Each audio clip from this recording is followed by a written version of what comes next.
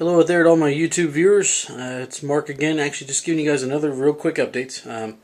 As I showed in the previous video, here's the piece we just finished painting a few moments ago. I went ahead and I finished dry brushing the next piece.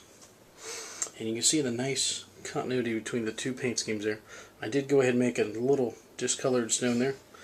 Like I said, it gives you definitely an idea of the columns there along the walls. And like I said, the biggest thing when you do make your dungeon tile pieces, you want to make them as flexible as possible.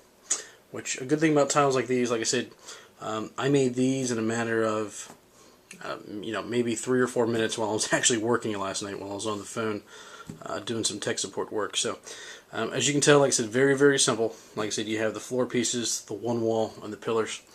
Like I said, the amount of casting that goes into this is very, very minimal. Like I said, this 6 pieces here would be one cast.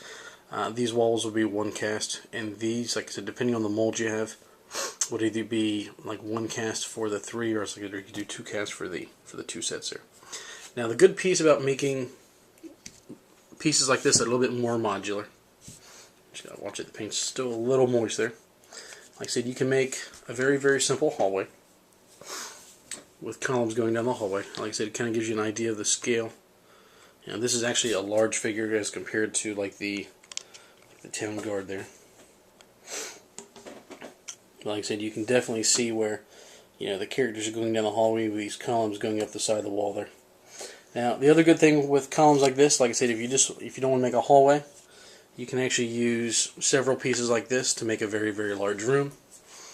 You'd be able to put a piece like this in the center, however, and then have obviously a couple corner pieces going this way, and you'd have a very, very large room.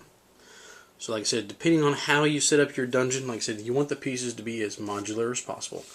What we may do here in a later video, I may show you a couple of different types of modular pieces that I've created, just so we can go over kind of the difference, and then how, like, versus making particular types of module pieces versus like whole rooms, like I said, depending on the encounters and depending what type of dungeon or what type of terrain you're setting up. But there's a little bit of a zoomed in view there. Like I said, and there's the 2 pieces we created from yesterday's pieces and today's painting there. See if I can go ahead and get us a little bit better view there. See, the light's not the greatest today since it's a little overcast there.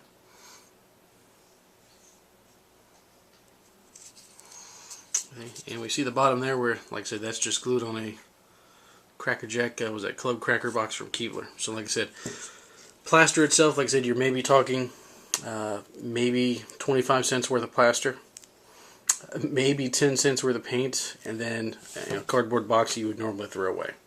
So like I said, the price wise, very, very minimal. Skill wise, like I said, you may need to work on the skills a little bit to get to where you're comfortable, honing in on those skills for the dry brushing and the making the plaster pieces.